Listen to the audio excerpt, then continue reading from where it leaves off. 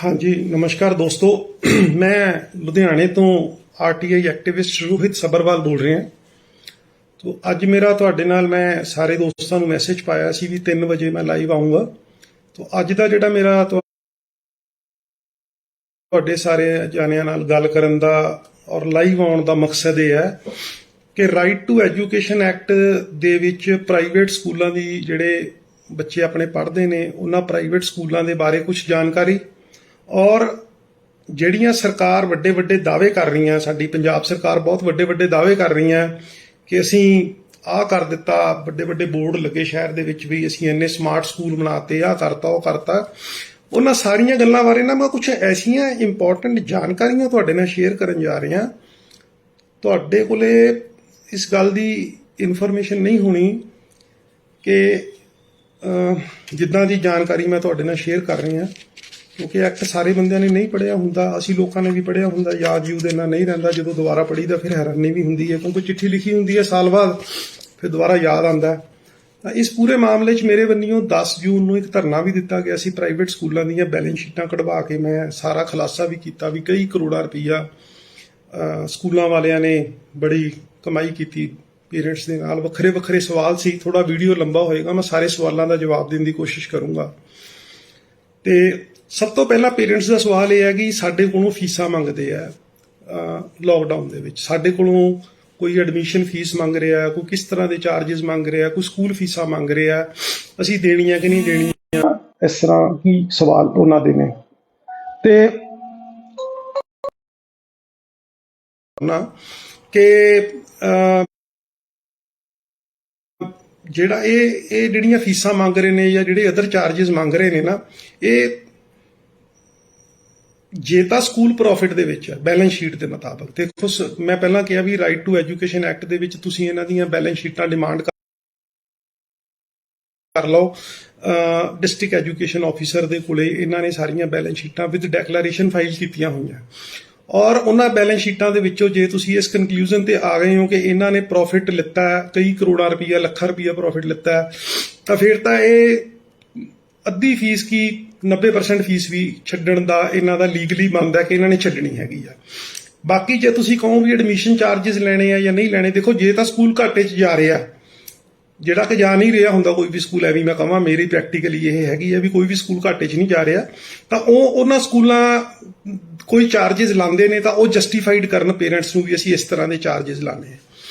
ਤਾਂ ਕੀ ਹੋਇਆ ਕਿ ਜਿਹੜੇ ਮੈਂ ਸਕੂਲਾਂ ਦੀ ਬੈਲੈਂਸ ਸ਼ੀਟ ਲਿੱਤੀ ਸੀ, ਮੈਂ ਧਰਨਾ ਦਿੱਤਾ ਸੀ, ਉਸ ਧਰਨੇ ਤੋਂ ਬਾਅਦ ਬਹੁਤ ਸਾਰੇ ਲੋਕ ਕਹਿੰਦੇ ਆ ਜੀ ਅੱਗੇ ਕੀ ਕਾਰਵਾਈ ਹੋਈ ਆ ਸਾਨੂੰ ਦੱਸ ਦਿਓ। ਲਿਖਤੀ ਪੜਤੀ ਦਾ ਕੰਮ ਥੋੜਾ ਲੰਬਾ ਹੁੰਦਾ, ਮੈਂ ਤੁਹਾਨੂੰ ਦੱਸ ਦਿਆਂ। ਤਾਂ ਹੁਣ ਮੈਂ ਇੱਕ ਐਪਲੀਕੇਸ਼ਨ ਅੱਜ ਇੱਕ ਫਾਈਲ ਕੀਤੀ ਆ ਰਾਈਟ ਟੂ ਐਜੂਕੇਸ਼ਨ ਐਕਟ ਔਰ ਰਾਈਟ ਟੂ ਐਜੂਕੇਸ਼ਨ ਰੂਲਸ ਦੇ ਜਿਹੜਾ ਸੈਕਸ਼ਨ 7 ਹੈ ਉਹਦਾ ਸਬਸੈਕਸ਼ਨ 4 ਔਰ ਸਬਸੈਕਸ਼ਨ 5 ਦੇ ਵਿੱਚ ਟੈਕਨੀਕਲੀ ਤੁਹਾਨੂੰ ਦੱਸ ਦਿਆਂ। ਇਹਦੇ ਵਿੱਚ ਕੀ ਹੈ ਕਿ ਮੈਂ ਹੁਣ ਇਹਨਾਂ ਸਕੂਲਾਂ ਦੇ ਉੱਤੇ 25 ਸਕੂਲਾਂ ਦੇ ਅਗੇਂਸਟ ਇਨਕੁਆਇਰੀ ਲੱਗੀ ਆ। ਇਹਨਾਂ 25 ਸਕੂਲਾਂ ਦੇ ਅਗੇਂਸਟ ਜਿਨ੍ਹਾਂ ਦੇ ਇਨਕੁਆਇਰੀ ਲੱਗੀ ਆ, ਮੈਂ FIR ਡਿਪਾਰਟਮੈਂਟ ਨੂੰ ਕਿਹਾ ਕਿ ਤੁਸੀਂ ਇਹਨਾਂ ਸਕੂਲਾਂ ਦੇ ਜਿਨ੍ਹਾਂ ਨੇ ਗਲਤ ਡੈਕਲੇਰੇਸ਼ਨ ਦਿੱਤੇ, ਕਿਉਂਕਿ ਇਹਨਾਂ ਨੇ ਡੈਕਲੇਰੇਸ਼ਨ ਇਹ ਦਿੱਤੇ ਆ ਕਿ ਇਹ right to education the compliance the fees act ਦੇ ਵਿੱਚ ਪ੍ਰੋਫਿਟ ਨਹੀਂ ਕਮਾਣਗੇ, ਇਹ ਵਿਦਆਊਟ ਪ੍ਰੋਫਿਟ ਚੱਲਣਗੇ। ਤਾਂ ਇੱਕ ਬੰਦਾ ਕਾਮਨ ਮੈਨ, ਦੇਖੋ ਮੈਂ ਉਹਦੇ ਵਿੱਚ ਕਲੀਅਰ ਲਿਖਿਆ ਕਿ ਪਹਿਲੀ ਗੱਲ ਤਾਂ ਜਿਹੜੇ ਇਹ ਪ੍ਰਾਈਵੇਟ ਸਕੂਲਸ ਨੇ ਇਹਨਾਂ ਦਾ ਜਿਹੜਾ VIP ਕਲਚਰ ਆ ਇਹ ਖਤਮ ਹੋਣਾ ਚਾਹੀਦਾ। ਇਹ ਮੈਂ ਡਿਸਟ੍ਰਿਕਟ ਐਜੂਕੇਸ਼ਨ ਆਫੀਸਰ ਨੂੰ ਲਿਖ ਕੇ ਔਰ ਤਕਰੀਬਨ ਪ੍ਰਾਈਮ ਮਿਨਿਸਟਰ ਤੋਂ ਲੈ ਕੇ ਤੇ ਡਿਪਟੀ ਕਮਿਸ਼ਨਰ ਤੱਕ ਸਾਰਿਆਂ ਨੂੰ ਕਾਪੀਆਂ ਭੇਜੀਆਂ ਵੀ ਤਾਂ ਪ੍ਰਾਈਵੇਟ ਸਕੂਲਾਂ ਦਾ ਜਿਹੜਾ VIP ਕਲਚਰ ਹੈ ਇਹ ਖਤਮ ਹੋਣਾ ਚਾਹੀਦਾ। ਔਰ ਦੂਸਰੀ ਗੱਲ ਇਹ ਹੈ ਵੀ ਜਦੋਂ ਕੋਈ ਕਾਮਨ ਮੈਨ ਮੰਨ ਲਓ ਲਾਅ ਵਾਇਲੇਟ ਕਰਦਾ, ਸਾਡੇ ਕੋਲੋਂ ਕੋਈ ਗਲਤੀ ਨਾਲ ਕੋਈ ਕਾਨੂੰਨ ਤੋੜਿਆ ਜਾਂਦਾ, ਤਾਂ ਉਸ ਕਾਨੂੰਨ ਦੇ ਵਿੱਚ ਸਾਡੇ ਲਈ ਸਜ਼ਾ ਹੈ, ਇੱਕ ਕਾਮਨ ਮੈਨ ਸਾਡੇ ਲਈ ਸਜ਼ਾ ਹੈ। ਦੈਨ ਜਦੋਂ ਇਹਨਾਂ ਨੇ ਝੂਠੇ ਸੈਲਫ ਡੈਕਲੇਰੇਸ਼ਨ ਜਾਂ ਐਫੀਡੇਵਿਟ ਫਾਈਲ ਕੀਤੇ ਨੇ ਸਰਕਾਰ ਦੇ ਕੋਲ, ਤਾਂ ਇਹਨਾਂ ਲੋਕਾਂ ਦੇ ਉੱਤੇ FIR ਕਿਉਂ ਨਹੀਂ ਕਰਵਾ ਰਹੀ ਸਰਕਾਰ ਜਾਂ ਜਿਹੜੇ ਡਿਸਟ੍ਰਿਕਟ ਐਜੂਕੇਸ਼ਨ ਆਫੀਸਰ ਹੈ ਜਾਂ ਜਿਹੜੇ ਡਿਪਟੀ ਕਮਿਸ਼ਨਰਸ ਨੇ ਇਹਨਾਂ ਸਕੂਲਾਂ ਦੇ ਉੱਤੇ FIR ਕਿਉਂ ਨਹੀਂ ਕਰਵਾ ਰਹੇ। ਮੈਂ ਬੜੀ ਕਲੀਅਰ ਗੱਲ ਦੱਸ ਦੇਣੀ ਚਾਹੁੰਦਾ, ਜੇ 2-4 ਸਕੂਲਾਂ ਦੇ ਉੱਤੇ ਵੀ FIR ਹੋ ਗਈ ਨਾ ਕਿ ਇਹ ਗਲਤ ਡੈਕਲੇਰੇਸ਼ਨਸ ਇਹਨਾਂ ਨੇ ਫਾਈਲ ਕੀਤੀਆਂ, ਤਾਂ ਯਕੀਨ ਮੰਨੋ ਸਾਰੇ ਪੰਜਾਬ ਦੇ ਵਿੱਚ ਸਾਰੇ ਦੇ ਸਾਰੇ ਸਕੂਲ ਜਿਹੜੇ ਆ ਉਹ ਸਿੱਧੇ ਹੋ ਜਾਣਗੇ। ਮੈਂ ਤੁਹਾਨੂੰ ਇੱਕ ਗੱਲ ਦੱਸ ਦਿਆਂ, ਮੇਰਾ ਮੋਬਾਈਲ ਨੰਬਰ 9417570000 9417570000 ਆ। ਕਿਸੇ ਬੰਦੇ ਨੇ ਅਗਰ ਸਕੂਲ ਦੇ ਖਿਲਾਫ ਕੋਈ ਗਲਤ ਡੈਕਲੇਰੇਸ਼ਨ ਫਾਈਲ ਕੀਤੀ ਆ, ਕੋਈ ਐਪਲੀਕੇਸ਼ਨ ਮੂਵ ਕਰਨੀ ਚਾਹੁੰਦਾ ਤਾਂ ਤੁਸੀਂ ਕੋਈ ਨਹੀਂ ਮੇਰੇ ਨਾਲ ਗੱਲ ਕਰ ਲਓ, ਮੈਂ ਤੁਹਾਨੂੰ ਅਕੋਰਡਿੰਗਲੀ ਗਾਈਡ ਕਰ ਦੂੰਗਾ ਵੀ ਕਿਸ ਤਰੀਕੇ ਦੇ ਨਾਲ ਸਕੂਲਾਂ ਦੇ ਖਿਲਾਫ ਦੇਣੀ ਆ। ਲੁਧਿਆਣੇ ਦੇ 25 ਨਾਮਵਰ ਸਕੂਲ ਨੇ ਜਿਨ੍ਹਾਂ ਦੇ ਵਿੱਚ ਐਡਮਿਸ਼ਨਸ ਕਰਾਉਣੀਆਂ ਕਾਫੀ ਔਖੀਆਂ ਨੇ, ਕਿਉਂਕਿ ਸੈਕਸ਼ਨ 7 ਔਰ ਜਿਹੜਾ ਆ ਇਹ ਕਹਿੰਦਾ ਹੈ ਵੀ ਪਹਿਲੀ ਗੱਲ ਤਾਂ ਬੱਚਿਆਂ ਦੀ ਔਰ ਉਹਨਾਂ ਦੇ ਪੇਰੈਂਟਸ ਦੀ ਇੰਟਰਵਿਊ ਨਹੀਂ ਹੋਣੀ। ਮੈਂ ਤੁਹਾਨੂੰ ਬਾਰ-ਬਾਰ ਕਹਿ ਰਿਹਾ ਕਿਸੇ ਤਰ੍ਹਾਂ ਦੀ ਕਿਸੇ ਬੱਚੇ ਦੀ ਸਕੂਲ ਦੇ ਵਿੱਚ ਪੇਰੈਂਟਸ ਜਾਂ ਬੱਚੇ ਦੀ ਕਿਸੇ ਤਰ੍ਹਾਂ ਦੀ ਕੋਈ ਸਕੂਲ ਦੀ ਐਡਮਿਸ਼ਨ ਦੇ ਟਾਈਮ ਦੇ ਉੱਤੇ ਕੋਈ ਇੰਟਰਵਿਊ ਨਹੀਂ ਹੋਣੀ, ਔਰ ਕਿਸੇ ਵੀ ਤਰ੍ਹਾਂ ਦੀ ਇਹਨਾਂ ਨੇ ਡਰਾਅ ਦੇ ਨਾਲ ਜਿਹੜੀ ਐਡਮਿਸ਼ਨ ਵੀ ਦੇਣੀ ਆ ਡਰਾਅ ਦੇ ਰਾਹੀਂ ਦੇਣੀ ਆ। ਡਰਾਅ ਤੁਹਾਨੂੰ ਪਤਾ ਚੰਗੀ ਤਰ੍ਹਾਂ ਕਿੱਦਾਂ ਨਿਕਲਦਾ, ਮੰਨ ਲਓ ਅਸੀਂ ਕੋਈ ਪਲਾਟ ਵੀ ਲੈਣ ਜਾਂਦੇ ਆ, ਡਰਾਅ ਦੇ ਤਹਿਤ ਸਰਕਾਰ ਦਿੰਦੀ ਆ, ਤਾਂ ਡਰਾਅ ਦੀ ਡੈਫੀਨੇਸ਼ਨ ਔਰ ਡਰਾਅ ਦਾ ਮੀਨਿੰਗ ਤੁਹਾਨੂੰ ਚੰਗੀ ਤਰ੍ਹਾਂ ਪਤਾ। ਹੁਣ ਗੱਲ ਆ ਜਾਂਦੀ ਹੈ ਦੂਸਰੀ ਗੱਲ ਤੇ ਮੈਂ ਆਉਣਾ ਕਿ ਮੈਂ ਜਿਹੜੀ ਗੱਲ ਤੁਹਾਨੂੰ ਕੀਤੀ ਵੀ ਬੈਲੈਂਸ ਸ਼ੀਟਾਂ ਦੇ ਮੁਤਾਬਕ ਅਗਰ ਇਹਨਾਂ ਨੇ ਪ੍ਰੋਫਿਟ ਲਿੱਤਾ ਹੋਇਆ ਤਾਂ ਮੈਂ ਇਹਨਾਂ ਦੇ ਖਿਲਾਫ ਸਰਕਾਰ ਨੂੰ ਲਿਖਿਆ ਕਿ ਜਿਹੜਾ ਇਹਨਾਂ ਨੇ ਸਕੂਲਾਂ ਵਾਲਿਆਂ ਨੇ ਲਗਭਗ ਜੋ ਮੈਂ ਅਸੈਸ ਕੀਤਾ 52 58 ਤਕਰੀਬਨ 75-80 ਕਰੋੜ ਰੁਪਈਆ ਜਿਹੜਾ ਇਹਨਾਂ ਸਕੂਲਾਂ ਵਾਲਿਆਂ ਨੇ ਪ੍ਰੋਫਿਟ ਕਮਾਇਆ ਪਿਛਲੇ 3 ਸਾਲਾਂ ਦੇ ਵਿੱਚ, ਜਿਹਦੇ ਚੋਂ ਮੇਨ ਗ੍ਰੀਨਲੈਂਡ ਗਰੁੱਪ ਜਿਹੜਾ ਲੁਧਿਆਣੇ ਦਾ ਜਿਹਦਾ 52 ਕਰੋੜ ਰੁਪਈਆ ਪ੍ਰੋਫਿਟ ਜਿਹਨੇ ਕਮਾਇਆ। ਤਾਂ ਇਹਨਾਂ ਸਾਰਿਆਂ ਸਕੂਲਾਂ ਨੂੰ ਮੈਂ ਸਰਕਾਰ ਨੂੰ ਰੀਪ੍ਰੈਜ਼ੈਂਟੇਸ਼ਨ ਦਿੱਤੀ ਹੈ ਵੀ ਇਹਨਾਂ ਨੂੰ ਕਹੋ ਵੀ ਪੇਰੈਂਟਸ ਨੂੰ ਸਾਰੇ ਪੈਸੇ ਰਿਫੰਡ ਕਰਨ। ਹਾਂਜੀ, ਔਰ ਅਗਰ ਇਹ ਰਿਫੰਡ ਨਹੀਂ ਕਰਨਗੇ ਤਾਂ ਦੈਨ ਡੈਫੀਨੇਟਲੀ ਸਾਨੂੰ ਕੋਰਟ ਦੇ ਵਿੱਚ ਜਾਣਾ ਪਊਗਾ। ਜਿਹੜੇ ਬੱਚਿਆਂ ਤੋਂ ਇਹਨਾਂ ਨੇ ਵੱਧ ਚਾਰਜਿਸ ਇਹ ਕਹਿ ਕੇ ਲਿੱਤੇ ਆ ਵੀ ਸਕੂਲ ਦਾ ਗੁਜ਼ਾਰਾ ਨਹੀਂ ਹੋ ਰਿਹਾ, ਲੋਕਡਾਊਨ 'ਚ ਸਕੂਲ ਘਾਟੇ 'ਚ ਚਲਿਆ ਗਿਆ, ਦਿਸ ਦੈਟ, ਬਿਲਕੁਲ ਝੂਠ ਆ ਸਾਰੀਆਂ ਗੱਲਾਂ। ਇਹਨਾਂ ਨੇ ਜਿਹੜਾ 80-85 ਕਰੋੜ ਰੁਪਏ ਦੀ ਲਗਭਗ ਫਿਗਰ ਬਣਦੀ ਹੈ ਜਿਹੜੀ ਇਹਨਾਂ ਨੇ 3 ਸਾਲਾਂ ਦੇ ਵਿੱਚ ਬੱਚਿਆਂ ਕੋਲੋਂ ਜਾਂ ਬੱਚਿਆਂ ਦੇ ਪੇਰੈਂਟਸ ਕੋਲੋਂ ਇਹਨਾਂ ਨੇ ਵੱਧ ਰਕਮ ਉਹ ਲਿੱਤੀ ਆ, ਉਹ ਪੈਸੇ ਰਿਫੰਡ ਕਰਨੇ ਬਣਦੇ ਆ। ਉਹਦੇ ਲਈ ਮੇਰੇ ਵੱਲੋਂ ਇੱਕ ਰੀਪ੍ਰੈਜ਼ੈਂਟੇਸ਼ਨ ਆਲਰੇਡੀ ਚਲ ਗਈ। ਤਾਂ ਇੱਕ ਰੀਪ੍ਰੈਜ਼ੈਂਟੇਸ਼ਨ ਚਲੋ ਪਹਿਲਾਂ ਚਲੀ ਗਈ ਰਿਫੰਡ ਕਰਨ ਵਾਸਤੇ, ਇੱਕ ਚਲੀ ਗਈ ਮੇਰੇ ਵੱਲੋਂ ਇਹਨਾਂ ਦੇ ਉੱਤੇ FIR ਲੌਂਚ ਕਰਨ ਵਾਸਤੇ, ਔਰ ਇੱਕ ਦੇ ਵਿੱਚ ਮੈਂ ਇਹਨਾਂ ਦੀ ਇਨਕੁਆਇਰੀ ਮੰਗੀ ਆ ਕਿ ਇਹ ਜਿਹੜੀਆਂ ਇਹਨਾਂ ਨੇ ਐਡਮਿਸ਼ਨਾਂ ਦਾ ਗੋਰਖ ਧੰਦਾ ਚਲਾਇਆ, ਕਈ ਲੱਖਾਂ ਰੁਪਏ ਦੀਆਂ ਸੀਟਾਂ ਵੇਚੀਆਂ ਨੇ। ਉਹ ਤੀਜੀ ਕੰਪਲੇਂਟ ਉਸ ਮੈਟਰ ਤੇ ਚਲੀ ਗਈ ਕਿ ਉਸ ਮੈਟਰ ਦੇ ਵਿੱਚ ਇਨਕੁਆਇਰੀ ਕਰਕੇ ਇਹਨਾਂ 25 ਸਕੂਲਾਂ ਕੋਲੋਂ ਹਿਸਾਬ ਮੰਗੋ ਵੀ ਇਹਨਾਂ ਨੇ ਐਡਮਿਸ਼ਨਾਂ ਕਿੱਦਾਂ ਕੀਤੀਆਂ। ਤੋ ਇਹ ਤਾਂ ਹੋ ਗਿਆ ਜਿਹੜਾ 25 ਸਕੂਲਾਂ ਦੇ ਖਿਲਾਫ ਚੱਲ ਰਿਹਾ ਸੀ, ਤੇ ਮੈਂ ਸਾਰਿਆਂ ਨੂੰ ਇਹ ਬੇਨਤੀ ਕਰੂੰਗਾ ਵੀ ਤੁਸੀਂ ਵੀ ਥੋੜਾ ਜਿਹਾ ਮੇਰਾ ਸਾਥ ਦਿਓ।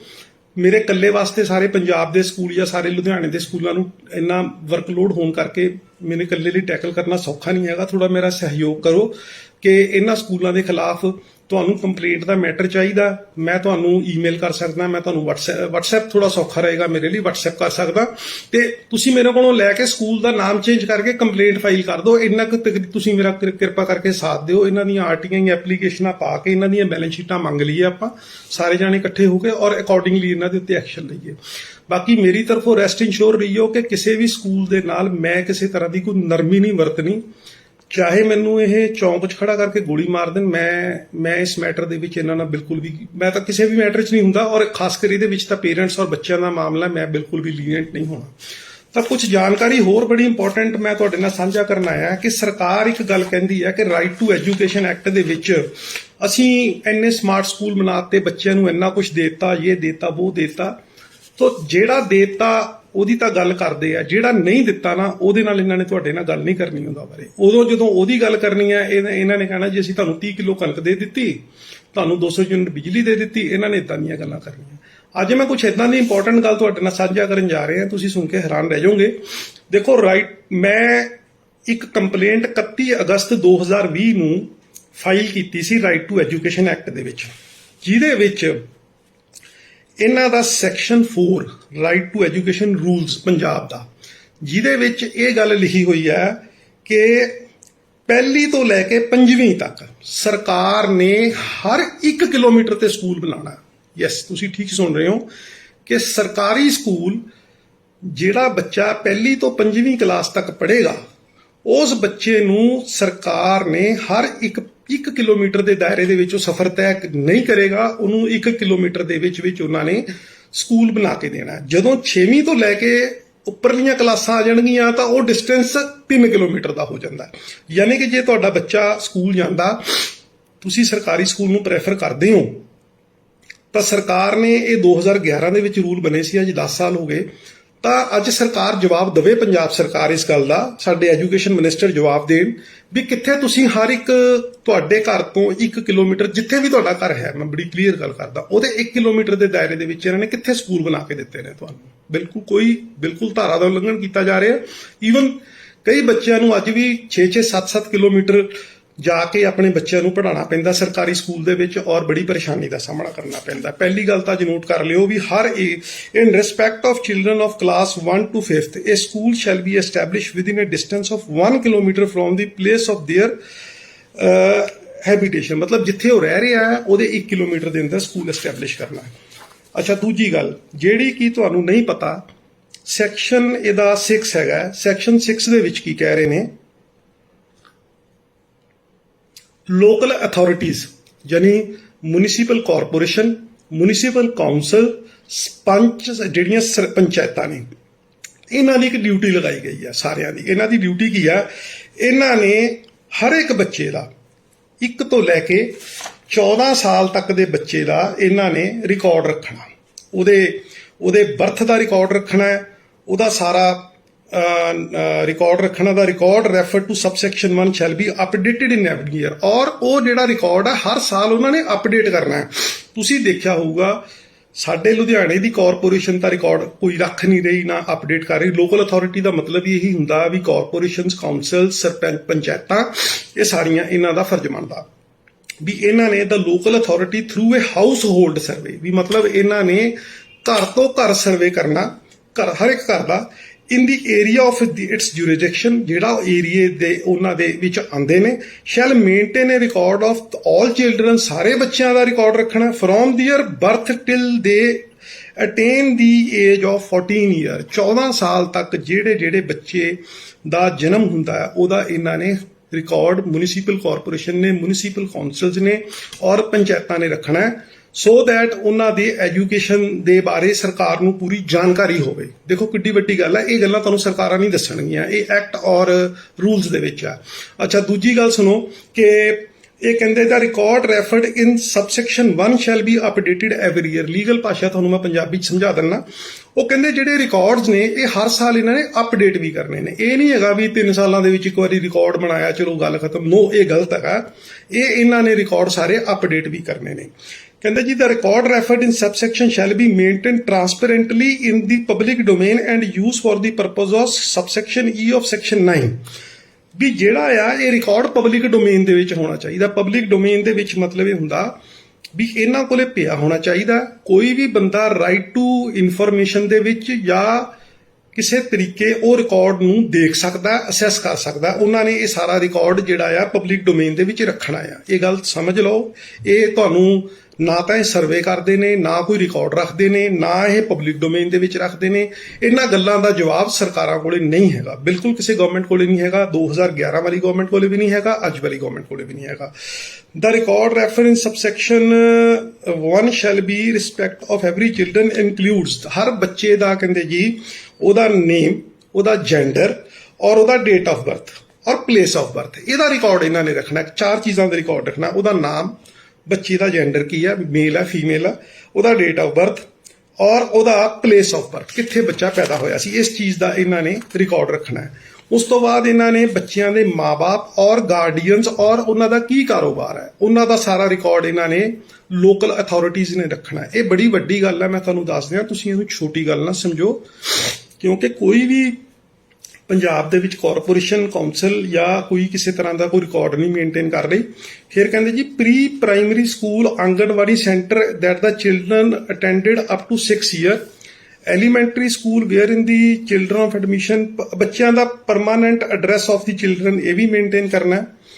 ਔਰ ਇੱਕ ਗੱਲ ਜਿਹੜੀ ਮੈਂ ਪੜ੍ਹ ਕੇ ਅੱਜ ਹੈਰਾਨ ਹੋ ਗਿਆ ਥੋੜੀ ਜੀ, ਉਹ ਗੱਲ ਮੈਂ ਤੁਹਾਡੇ ਨਾਲ ਸ਼ੇਅਰ ਕਰਦਾ ਕਿ ਆਪਾਂ ਜਦੋਂ ਬੱਚੇ ਦਾ ਬਰਥ ਸਰਟੀਫਿਕੇਟ ਲੈਣ ਜਾਂਦੇ ਆ ਨਾ, ਤਾਂ ਇਹ ਸਾਨੂੰ ਇੱਕ ਗੱਲ ਕਰਦੇ ਆ। ਇੱਕ ਸੈਕਿੰਡ, ਮੈਂ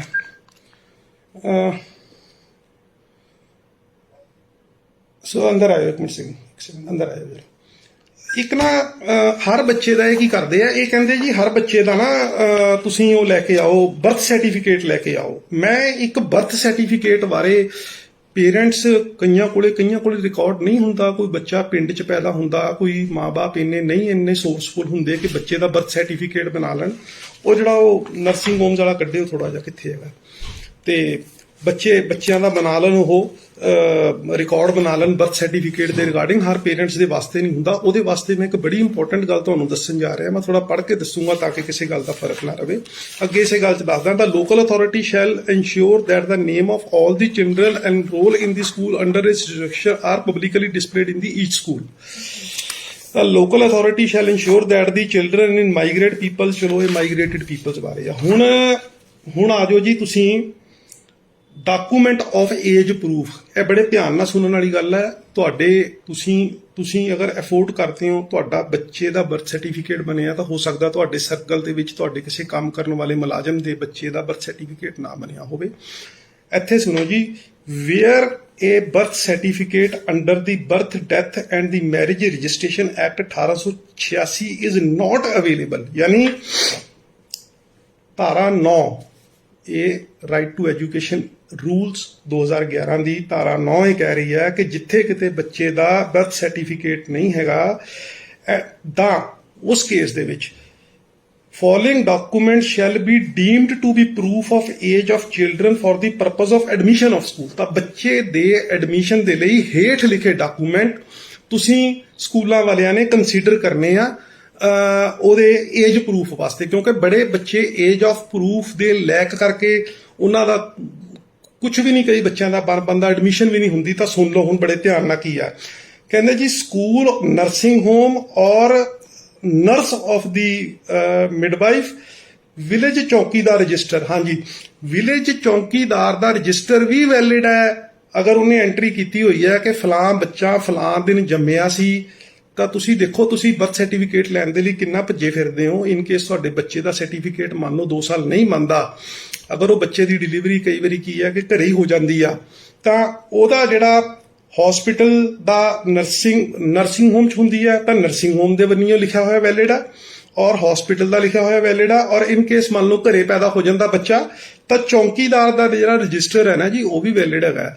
ਤਾਂ ਬੱਚੇ ਫਿਰ ਇਹ ਕਹਿੰਦੇ ਜੀ, ਆਂਗਨਵਾੜੀ ਰਿਕਾਰਡ, ਜਿਹੜੇ ਆਂਗਨਵਾੜੀ ਦੇ ਰਿਕਾਰਡ ਨੇ ਉਹ ਵੀ ਇਟਸੈਲਫ ਸਫੀਸ਼ੀਐਂਟ ਨੇ ਬੱਚਿਆਂ ਦਾ ਜੇ ਬਰਥ ਹੁੰਦਾ ਤੇ ਉਹਦਾ ਬਰਥ ਸਰਟੀਫਿਕੇਟ ਵਾਸਤੇ। The declaration by the parent or guardian of the children about the date, month, year or birth of place। ਜਿਹੜੇ ਬੱਚੇ ਦੇ ਮਾਪੇ ਨੇ ਜਾਂ ਗਾਰਡੀਅਨ ਦੇ, ਉਹਨਾਂ ਦਾ ਜਿਹੜਾ ਸਵੈ ਘੋਸ਼ਣਾ ਪੱਤਰ ਹੈ ਉਹ ਵੀ ਵੈਲਿਡ ਹੈਗਾ। ਜੇ ਮੰਨ ਲਓ ਆ ਉੱਪਰਲੀਆਂ ਚੀਜ਼ਾਂ ਨਹੀਂ ਹੈਗੀਆਂ ਤੁਹਾਡੇ ਕੋਲ, ਹਸਪੀਟਲ ਬਰਥ ਸਰਟੀਫਿਕੇਟ ਵੀ ਨਹੀਂ ਹੈਗਾ, ਹਸਪੀਟਲ ਨਰਸਿੰਗ ਹੋਮ ਦਾ ਵੀ ਨਹੀਂ ਲਿਖਿਆ ਹੋਏਗਾ, ਚੌਕੀਦਾਰ ਦਾ ਲਿਖਿਆ ਵੀ ਨਹੀਂ ਹੈਗਾ, ਆਂਗਨਵਾੜੀ ਦਾ ਵੀ ਨਹੀਂ ਹੈਗਾ, ਤੇ ਸਫੀਸ਼ੀਐਂਟ ਹੈਗਾ ਮਾਂ-ਬਾਪ ਦਾ ਸੈਲਫ ਡੈਕਲਾਰੇਸ਼ਨ। ਇਹ ਇਸ ਸਾਰੇ ਮਤਲਬ ਧਾਮ-ਚਾਮ ਚੋਂ ਨਿਕਲਣ ਦੀ ਕੋਸ਼ਿਸ਼ ਕਰੋ। ਜਿਹੜਾ ਤੁਹਾਨੂੰ ਇਹ ਬਾਰ-ਬਾਰ ਪਰੇਸ਼ਾਨ ਕੀਤਾ ਜਾ ਰਿਹਾ ਨਾ ਕਿ ਬੱਚਿਆਂ ਦਾ ਸਰਟੀਫਿਕੇਟ ਨਹੀਂ ਹੋਏਗਾ ਤੇ ਉਹਦੀ ਐਡਮਿਸ਼ਨ ਨਹੀਂ ਹੋਏਗੀ, ਨਹੀਂ, ਇਹ ਗਲਤ ਹੈ। ਇਹ ਚੀਜ਼ਾਂ ਦੇ ਨਾਲ ਵੀ ਬਰਥ ਜਿਹੜਾ ਏਜ ਪ੍ਰੂਫ ਜਿਹੜਾ ਕੰਸੀਡਰ ਹੁੰਦਾ ਆ। ਸੋ ਇਹ ਸੀਗਾ। ਉਸ ਤੋਂ ਬਾਅਦ ਇਹ ਸੈਕਸ਼ਨ 9 ਹੈਗਾ, ਔਰ ਬਾਕੀ ਮੈਂ ਤੁਹਾਨੂੰ ਬੱਚਿਆਂ ਦੀ ਏਜ ਪ੍ਰੂਫ ਬਾਰੇ ਦੱਸ ਦਿੱਤਾ ਹੈਗਾ। ਔਰ 25 ਸਕੂਲ ਮੈਨੂੰ ਲਿਸਟ ਦਿਓ ਜੀ, ਜਿਹੜੀ ਹੈਗੀ ਆ 25 ਸਕੂਲਾਂ ਦੀ ਜਿਹੜੀ ਆਪਾਂ ਕੰਪਲੇਂਟ ਕੀਤੀ ਹੈ ਨਾ, ਉਹਨਾਂ ਦੀ ਮੈਨੂੰ ਲਿਸਟ ਦਿਓ ਮਾੜੀ ਜੀ, ਜਿਹੜੀ ਤੁਸੀਂ ਕੰਪਲੇਂਟ ਕੀਤੀ ਹੈ। ਉਹਦੇ ਵਿੱਚ ਮੈਂ ਤੁਹਾਨੂੰ ਸਕੂਲਾਂ ਦੇ ਨਾਮ ਵੀ ਦੱਸ ਦਿੰਦਾ। ਲੁਧਿਆਣਾ, ਕੰਪਲੇਂਟ ਨੰਬਰ ਦੱਸ ਦਿਓ ਮੈਨੂੰ, ਹੈਗੀ? ਮੈਨੂੰ ਨੰਬਰ ਹੀ ਦੱਸ ਦਿਓ, ਕੰਪਲੇਂਟ ਦਾ ਨਹੀਂ ਹੈਗਾ ਦਿਓ। ਸੌਰੀ, ਮੈਂ ਥੋੜਾ ਜਿਹਾ ਮੇਰੇ ਰਹਿ ਗਿਆ ਉਹ। ਇੱਕ ਆ ਬਾਬੇ ਬੂਬੇ ਜੇ ਵਿੱਚ ਐਡ ਨਾ ਪਾਓ ਭਾਈ ਯਾਰ। ਆ ਜਿਹੜੇ ਆ ਲੱਗੇ ਆ ਸਮੱਸਿਆ ਦਾ ਸਮਾਧਾਨ, ਸਾਡੀਆਂ ਪਹਿਲਾਂ ਹੀ ਸਮੱਸਿਆਵਾਂ ਬੜੀਆਂ। ਆ ਪੰਡਤ ਸਰਵਨ ਸ਼ਾਸਤਰੀ, ਸ਼ਰਮ ਕਰ, ਕੁਛ ਇੱਥੇ ਗੱਲ ਕੁਛ ਚੱਲਦੀ ਪਈ ਆ ਵਿੱਚ ਆਪਣੇ ਕਮੈਂਟ ਜੇ ਪਾਈ ਜਾਂਦਾ, ਬਾਅਦ ਚੋਂ ਮੈਂ ਡਿਲੀਟ ਕਰ ਦੇਣੇ ਤੇਰੇ। ਇਹ ਆ ਵਿੱਚ ਪਾਈ ਜਾਂਦਾ ਸਮੱਸਿਆ ਦਾ ਸਮਾਧਾਨ, ਤੈਨੂੰ ਸ਼ਰਮ ਨਹੀਂ ਆਉਂਦੀ ਹੈਗੀ। ਗੱਲ ਕੁਛ ਚੱਲਦੀ ਪਈ ਆ ਤੇ ਗੱਲ ਕੁਛ ਕਰਨ ਡਿਆ ਵਿੱਚ। ਲਓ ਜੀ, ਮੈਂ ਜਿਹੜੇ 25 ਸਕੂਲਾਂ ਦੀ ਲੁਧਿਆਣੇ ਕੰਪਲੇਂਟ ਕੀਤੀ ਆ, 10 ਦੀ ਤਾਂ ਮੈਂ ਇਨਫੋਰਮੇਸ਼ਨ ਆਰਟੀਆਈ ਦੇ ਵਿੱਚ ਲੈ ਕੇ ਇਹਨਾਂ ਦੇ ਅਗੇਂਸਟ ਰਿਫੰਡ ਦੇ ਲਈ ਵੀ ਐਪਲੀਕੇਸ਼ਨ ਦਿੱਤੀ ਆ, ਪਰਚਾ ਦਰਜ ਕਰਨ ਦੇ ਲਈ ਵੀ ਮੈਂ ਡਿਸਟ੍ਰਿਕਟ ਐਡਮਿਨਿਸਟ੍ਰੇਸ਼ਨ ਨੂੰ ਲਿਖ ਦਿੱਤਾ, ਔਰ ਤੀਜਾ ਜਿਹੜੀ ਇਹਨਾਂ ਨੇ 7/4 ਔਰ 7/5 ਜਿਹਦੇ ਵਿੱਚ ਇਹਨਾਂ ਨੇ ਰਿਕਾਰਡ ਮੇਨਟੇਨ ਕਰਨੇ ਨੇ, ਉਹਦਾ ਵੀ ਮੈਂ ਤੁਹਾਨੂੰ ਦੱਸਦਾ ਜੀ। ਪਹਿਲਾਂ ਤਾਂ ਮੈਂ ਸਕੂਲ ਹੈਗਾ ਸਤਪਾਲ ਮਿੱਤਲ, ਲੁਧਿਆਣੇ ਦਾ ਨਾਮੀ ਸਕੂਲ ਆ, BCM ਆਰਿਆ ਮਾਡਲ ਸਕੂਲ ਹੈ ਜੀ, ਇੰਟਰਨੈਸ਼ਨਲ ਪਬਲਿਕ ਸਕੂਲ ਹੈ, BCM ਸੀਨੀਅਰ ਸੈਕੰਡਰੀ ਸਕੂਲ ਹੈ, ਸੈਕਰੇਟ ਹਾਰਟ ਕਨਵੈਂਟ ਸਕੂਲ ਹੈ, sacred heart senior secondary school BRS Nagar, DMC presidency school, BCM school, Alpine international, Amrit Indo Canadian, Springbell school, GMT public school, Delhi public school, Greenland senior secondary school Jalandhar bypass ਵਾਲਾ, Greenland school Dugri ਵਾਲਾ, Greenland school Chandigarh road ਵਾਲਾ, Greenland school civil city Bishan enclave Chandar Nagar, green grove school, ਕੁੰਦਨ Vidya Mandir, Guru Nanak public school, police DAV school, Everest public school, Ryan international, Jesus sacred heart, DAV public school. ਇਹ 25 ਸਕੂਲਾਂ ਦੇ against ਮੈਂ complaint file ਕੀਤੀ, ਜਿਨ੍ਹਾਂ ਦੇ ਮੈਂ ਤੁਹਾਨੂੰ ਨਾਮ ਸਾਰੇ ਪੜ੍ਹ ਕੇ ਸੁਣਾਤੇ ਆ। ਔਰ ਇਹਨਾਂ ਨੇ 100 ਦੀਆਂ 100% ਸੀਟਾਂ ਜਿਹੜੀਆਂ ਆ ਉਹ ਦੇਣੀਆਂ ਸੀ ਤੁਹਾਡੇ ਡਰਾਅ ਦੇ ਤਹਿਤ, ਜਿਹੜੀਆਂ ਨੇ ਡਰਾਅ ਦੇ ਤਹਿਤ ਨਾ ਦੇ ਕੇ ਬੱਚਿਆਂ ਦੇ ਮਾਪੇ ਦਾ ਇਹਨਾਂ ਨੇ ਸ਼ੋਸ਼ਣ ਕੀਤਾ ਆ। ਬੜੀ ਕਲੀਅਰ ਗੱਲ ਆ, ਔਰ ਲੱਖਾਂ ਰੁਪਈਆ ਇਹਨਾਂ ਨੇ ਇਹਦਾ ਇਕੱਠਾ ਕੀਤਾ। ਇੱਕ ਨਾ ਸਾਡੇ ਲੁਧਿਆਣੇ ਦੇ ਵਿੱਚ ਸਕੂਲ, ਜਦੋਂ ਸਕੂਲ ਦੀ ਕਮਰਸ਼ੀਅਲਾਈਜੇਸ਼ਨ ਸ਼ੁਰੂ ਹੋਈ ਨਾ ਐਜੂਕੇਸ਼ਨ ਦੀ, ਤਾਂ ਇਹਦੇ ਲਈ ਕਮਰਸ਼ੀਅਲਾਈਜੇਸ਼ਨ ਦੇ ਲਈ ਮੈਂ ਸਿਰਫ ਇੱਕੋ ਬੰਦੇ ਨੂੰ ਜ਼ਿੰਮੇਵਾਰ ਸਮਝਦਾ ਜਿਹਨੇ ਕਮਰਸ਼ੀਅਲਾਈਜੇਸ਼ਨ ਸਟਾਰਟ ਕੀਤੀ ਸੀ। ਉਹਨਾਂ ਇੱਥੇ ਬੰਦਾ ਪਹਿਲਾਂ ਇੱਕ ਪੜ੍ਹਾਉਂਦਾ ਹੁੰਦਾ ਸੀ, ਅਕੈਡਮੀ ਜੀ ਬਣਾ ਕੇ ਪੁੱਠੇ ਸਿੱਧੇ ਸਰਟੀਫਿਕੇਟ ਵੀ ਬੱਚਿਆਂ ਨੂੰ +1 ਫੇਲ +2 ਕਰੋ ਇਦਾਂ ਦੇ ਸਰਟੀਫਿਕੇਟ ਦਿਵਾਉਂਦਾ ਰਿਹਾ, ਤੇ ਉਹ ਫੀਲਿੰਗ ਥੋੜੀ ਇਦਾਂ ਦੀ ਲੈਂਦਾ ਜਿਵੇਂ ਪੁਰਾਣੀਆਂ ਫਿਲਮਾਂ ਦਾ ਅਜੀਤ ਨਹੀਂ ਸੀ ਹੁੰਦਾ ਉਹ ਵਿਲਨ, ਤੇ ਉਹ ਆਪਣੇ ਆਪ ਨੂੰ ਐ ਸਮਝਦਾ ਕਿ ਸਾਰਾ ਸ਼ਹਿਰ ਮੁਝੇ ਲਾਇਨ ਕੇ ਨਾਮ ਸੇ ਜਾਣਤਾ ਹੈ, ਕੁਛ ਇਦਾਂ ਦੀ ਫੀਲਿੰਗ ਰੱਖਦਾ ਬੰਦਾ। ਉਹਦੇ ਲਈ ਤਾਂ ਮੈਨੂੰ ਬਹੁਤ ਜ਼ਿਆਦਾ ਕੰਪਲੇਂਟਾਂ ਨੇ, ਗ੍ਰੀਨਲੈਂਡ ਸਕੂਲ ਦੇ ਖਿਲਾਫ ਤਾਂ ਮੇਰੇ ਕੋਲ ਬਹੁਤ ਕੰਪਲੇਂਟਾਂ ਨੇ, ਔਰ ਬਹੁਤ ਸਤਾਏ ਹੋਏ ਬੰਦੇ ਉਹਦੇ ਮੈਨੂੰ ਇੰਨੇ ਫੋਨ ਆਉਂਦੇ ਨੇ, ਤਾਂ ਯਕੀਨ ਮੰਨਿਓ ਕੋਈ ਵੀ ਇਸ ਤਰ੍ਹਾਂ ਦਾ ਜਿਹੜਾ ਬੰਦਾ ਆ, ਖਾਸ ਕਰ ਗ੍ਰੀਨਲੈਂਡ ਵਾਲਾ ਜਿਹਨੇ 5 ਸਕੂਲ ਬਣਾਏ ਔਰ ਜਿਹਨੇ 52 ਕਰੋੜ ਰੁਪਏ ਦੀ ਇਨਕਮ ਸ਼ੋ ਕੀਤੀ ਇੱਕ ਨੰਬਰ ਦੇ ਵਿੱਚ, ਔਰ 22 ਕਰੋੜ ਰੁਪਇਆ ਜਿਹਨੇ ਕੈਸ਼ ਇਨ ਹੈਂਡ ਸ਼ੋ ਕੀਤਾ, ਉਹਨੂੰ ਤਾਂ ਮੈਂ ਬਿਲਕੁਲ ਵੀ ਨਹੀਂ ਸਪੇਅਰ, ਮਤਲਬ ਹੋਣਾ ਤਾਂ ਕੋਈ ਵੀ ਨਹੀਂ। ਇਹ ਉਹ ਬੰਦੇ ਨੇ ਜਿਹੜੇ ਬੜੇ ਹੌਟ ਸੀਟ ਦੇ ਉੱਤੇ ਬੈਠੇ ਹੋਏ ਨੇ। ਤੋ ਇਹ ਸਾਰੀਆਂ ਗੱਲਾਂ ਸੀਗੀਆਂ। ਮੈਂ ਆਪਣੀ ਵੀਡੀਓ ਫਿਨਿਸ਼ ਕਰਨ ਲੱਗਾ। ਕਾਈਂਡਲੀ ਜੇ ਜਿੰਨੇ ਬੰਦੇ ਆਨਲਾਈਨ ਨੇ, ਜੇ ਤੁਹਾਡਾ ਕੋਈ ਸਵਾਲ ਹੈ ਤਾਂ ਕਿਰਪਾ ਕਰਕੇ ਮੈਨੂੰ ਦਿਓ, ਮੈਂ ਤੁਹਾਡੇ ਸਵਾਲ ਦਾ ਜਵਾਬ ਦੇ ਰਿਹਾ।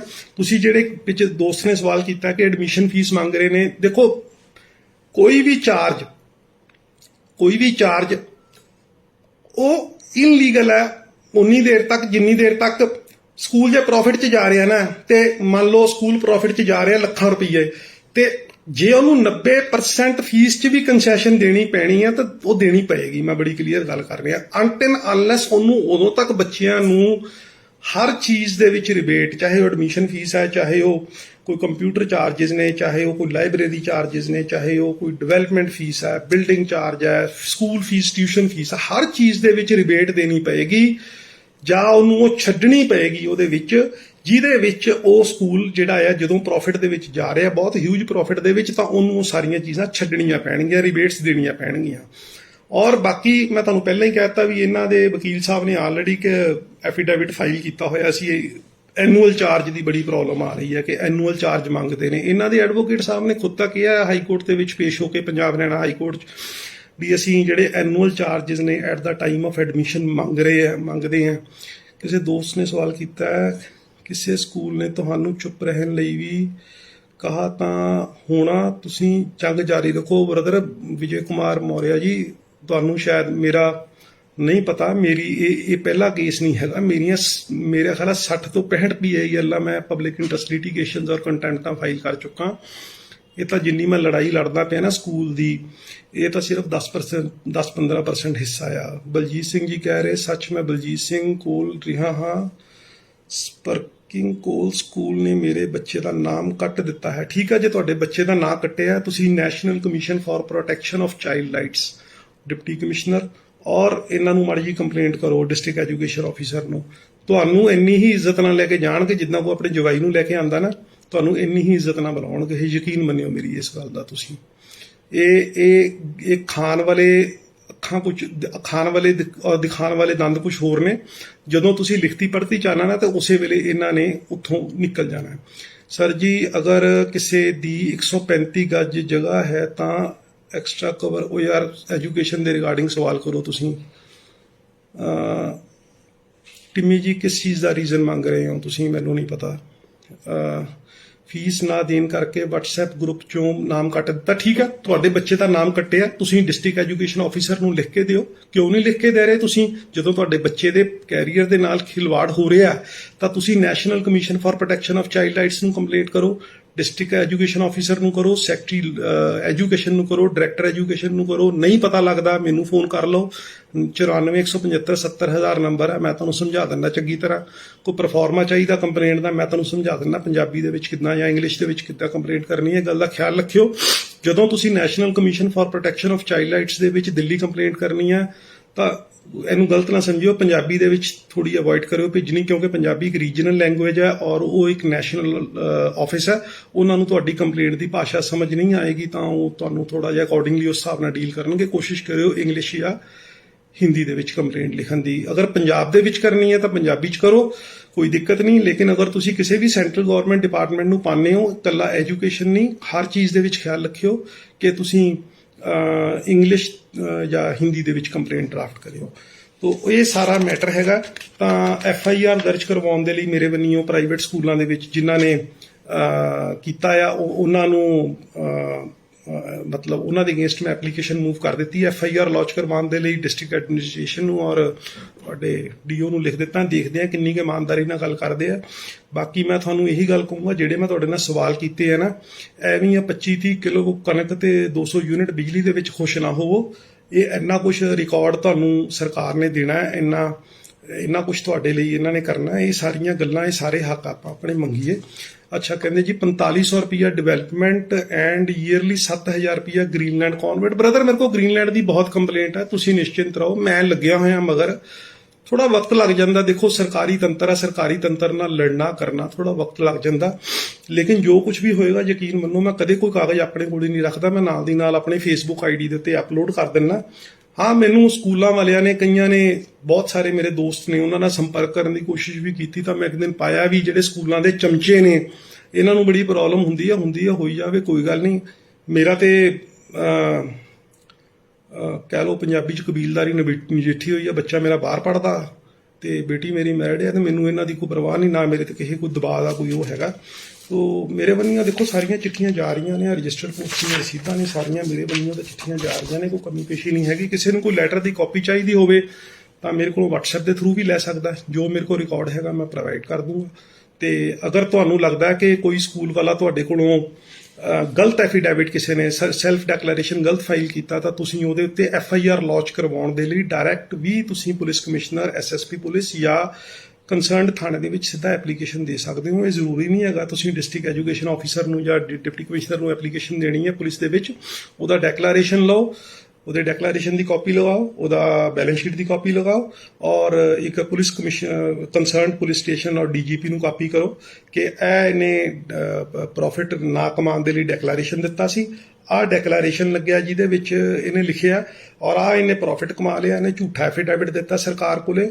ਔਰ ਤੁਹਾਡੇ ਤੇ ਵੀ ਤਾਂ ਹੁੰਦਾ ਨਾ, ਜਦੋਂ ਦੇਖੋ ਤੁਸੀਂ ਸਵੈ ਘੋਸ਼ਣਾ ਪੱਤਰ ਗਲਤ ਦੇ ਦਿੰਦੇ ਹੋ ਤਾਂ 1 ਮਿੰਟ 'ਚ FIR ਹੋ ਜਾਂਦੀ ਆ, ਤਾਂ ਇਹਨਾਂ ਦੇ ਉੱਤੇ ਵੀ ਹੋਊਗੀ। ਅਗਰ FIR ਨਹੀਂ ਹੁੰਦੀ ਇੱਕ ਰਿਮਾਈਂਡਰ ਦਿਓ, ਨਹੀਂ ਹੁੰਦੀ ਕੋਰਟ ਕੰਪਲੇਂਟ ਫਾਈਲ ਕਰ ਦਿਓ। ਕੋਰਟ ਕੰਪਲੇਂਟ ਫਾਈਲ ਕਰੋਗੇ, ਕੋਰਟ ਆਪੇ ਥਰੂ ਕੋਰਟ ਪਰਚਾ ਹੋ ਜਾਏਗਾ, ਕੋਈ ਦਿੱਕਤ ਵਾਲੀ ਗੱਲ ਨਹੀਂ। 2-4 ਸਕੂਲਾਂ ਦੇ ਵੀ ਹੋਏਗਾ, ਆਪੇ ਅਕਲ ਟਿਕਾਣੇ ਆ ਜੂਗੀ ਕਿੱਦਾਂ ਕਰਨਾ ਹੈ।